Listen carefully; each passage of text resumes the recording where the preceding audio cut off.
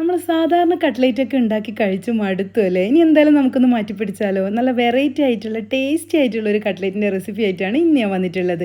ഇതിന് വേണ്ടിയിട്ട് ആദ്യം നമുക്കൊരു വൈറ്റ് സോസ് റെഡിയാക്കി എടുക്കണം. ഒരു പാനിലേക്ക് 1 ടേബിൾ സ്പൂൺ ബട്ടർ ഇട്ട് കൊടുത്ത് അതിലേക്ക് 3-4 അല്ലി വെളുത്തുള്ളി ചെറുതായിട്ട് അരിഞ്ഞിട്ട് ഇതുപോലെ ഒന്നിങ്ങനെ വഴറ്റിയെടുക്കുക. എന്നിട്ട് ഇതിലേക്ക് ഒരു 3 ടേബിൾ സ്പൂൺ മൈദ ചേർത്ത് കൊടുത്തിട്ട് നന്നായിട്ട് ഇങ്ങനെ വഴറ്റിയെടുത്ത് ഇതിലേക്ക് 1 കപ്പ് പാലും കൂടി ഒഴിച്ച് കൊടുത്ത് ഇതിൻ്റെ കട്ടകളൊക്കെ ഒന്ന് ഉടച്ച് റെഡിയാക്കി കഴിഞ്ഞാൽ ഇതിലേക്ക് നമുക്ക് ചീസും കൂടി ചേർത്ത് കൊടുത്തിട്ട് എന്ത് ചെയ്യുക, ഒന്നിങ്ങനെ മിക്സ് ആക്കിയിട്ട് അങ്ങോട്ട് മാറ്റി വെക്കാം.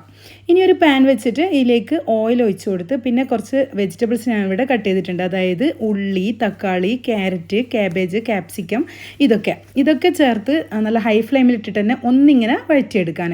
പിന്നെ ഇതിലേക്ക് ആവശ്യത്തിനുള്ള ഉപ്പ് ചേർത്ത് കൊടുക്കണം. ഇനി അതുപോലെ തന്നെ മാഗി ക്യൂബ് ഉണ്ടെങ്കിൽ അത് ചേർത്ത് കൊടുത്തു കഴിഞ്ഞാൽ ഉപ്പ് ചേർക്കേണ്ട ആവശ്യമില്ല. ഇപ്പോൾ മാഗി ക്യൂബ് ഇല്ലാത്തത് കൊണ്ട് ഞാൻ ഇതിലേക്ക് കുറച്ച് ചിക്കൻ മസാല ഇട്ട് കൊടുക്കുന്നുണ്ട്. എന്നിട്ട് പിന്നെ നമ്മൾ ചിക്കൻ ഇതുപോലെ വേവിച്ച് ഉപ്പും കുരുമുളക് പൊടിയൊക്കെ ഇട്ട് വേവിച്ച് ത്രെഡ് ചെയ്തെടുത്തതാണ്.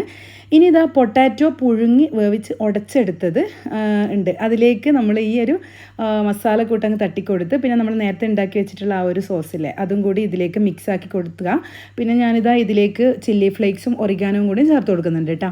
എന്നിട്ട് നല്ലപോലെ കുഴച്ച് മിക്സാക്കി കൊടുത്തതിന് ശേഷം എന്ത് ചെയ്യുക, നമുക്ക് ഇതിലേക്ക് വേണമെന്നുണ്ടെങ്കിൽ കുറച്ച് ബ്രെഡ് പൊടിയും കൂടി ചേർത്ത് കൊടുക്കുക.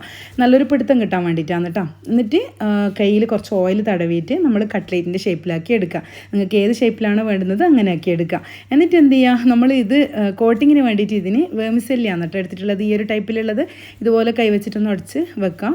പിന്നെ സാധാരണ പോലെ തന്നെ മുട്ട ഉടച്ച് അതിലേക്ക് ഡിപ്പ് ചെയ്തിട്ട് നമ്മൾ ഈ ഒരു സേമിയ വെച്ചിട്ട് നന്നായിട്ടൊന്ന് കോട്ട് ചെയ്ത് നമുക്ക് എന്ത് ചെയ്യുക, ചൂടായ എണ്ണയിലേക്ക് ഇട്ടിട്ട് അങ്ങോട്ട് ഫ്രൈ ചെയ്തെടുക്കുക. സംഭവം അടിപൊളി ടേസ്റ്റാണ്. നമുക്കിത് ചൂടോടുകൂടി കഴിക്കാനാണ് ഒന്നുകൂടി ടേസ്റ്റ്.